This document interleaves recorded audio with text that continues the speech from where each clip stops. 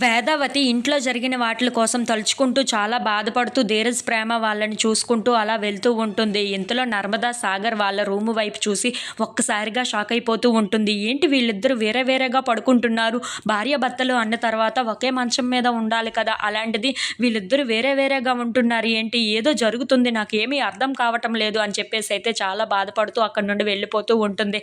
ఇంతలో ఉదయాన్నే లెగుస్తూ ఉంటుంది. అది చూడగానే అక్కడ ఉన్న నర్మదా గుడ్ మార్నింగ్ అత్తయ్య అని చెప్పేసి అయితే అనుకుంటూ వాళ్ళ అత్తయ్య దగ్గరికి వస్తూ ఉంటుంది. ఇంతలో అక్కడ ఉన్న వేదవతి అయితే ఇదిగో కాఫీ తీసుకో అని చెప్పేసి అయితే కాఫీని ఇచ్చి నేను నిన్ను ఒకటి అడగొచ్చా అని చెప్పేసి అయితే అడుగుతూ ఉంటుంది. ఆ మాటలు వినగానే అక్కడ ఉన్న నర్మద దివ్యంగా అడగచ్చు, ఏదైనా అడగండి అని చెప్పేసి అయితే అంటూ ఉంటుంది. ఇంతలో అక్కడ ఉన్న వేదవతి మాత్రం నీకు నా కొడుక్కి మధ్యన ఏవైనా మనస్పర్ధలు ఉన్నాయా, గొడవలు ఉన్నాయా అని చెప్పేసి అయితే అడుగుతూ ఉంటుంది. ఆ మాటలు వినగానే అక్కడ ఉన్న నర్మద మాత్రం మా ఇద్దరి మధ్యన ఎలాంటి గొడవలకు తావు లేదు అత్తయ్య, మా ఇద్దరం బాగానే ఉన్నామే అని చెప్పేసి అయితే అంటూ ఉంటుంది. ఆ మాటలు వినగానే అక్కడ ఉన్న వేదవతి మాత్రం అలాంటప్పుడు మీ ఇద్దరు ఒకే మంచం మీద ఒకే దగ్గర ఉండాలి కదా, అలాంటిది మీ ఇద్దరు వేరే వేరేగా ఎందుకు ఉంటున్నారు అని చెప్పేసి అయితే గట్టిగా నిలదీస్తూ ఉంటుంది.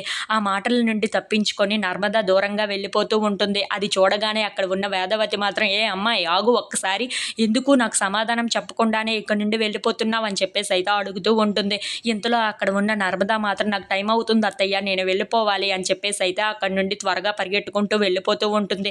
అది చూసిన వేదవతి మాత్రం వీళ్ళిద్దరి మధ్యన ఏదో జరుగుతుంది, ఖచ్చితంగా తెలుసుకోవాలి అని చెప్పేసి అయితే సాగర్ దగ్గరికి వస్తూ ఉంటుంది. ఇంతలో అక్కడ ఉన్న సాగర్ని ఒరే చిన్నోడా, నీకు నీ భార్యకి మధ్యన ఎలాంటి మనస్పర్ధలు కానీ గొడవలు కానీ ఉన్నాయా అని చెప్పేసి అయితే అడుగుతూ ఉంటుంది. ఆ మాటలు వినగానే అక్కడ ఉన్న సాగర్ అయితే ఒక్కసారిగా షాక్ అయిపోయి వాళ్ళ అమ్మ వైపు అలా చూస్తూ ఉండిపోతాడు. ఇంతలో అక్కడ ఉన్న వాళ్ళ అమ్మ మాత్రం ప్రశ్నలు అడుగుతూ ఉంటుంది.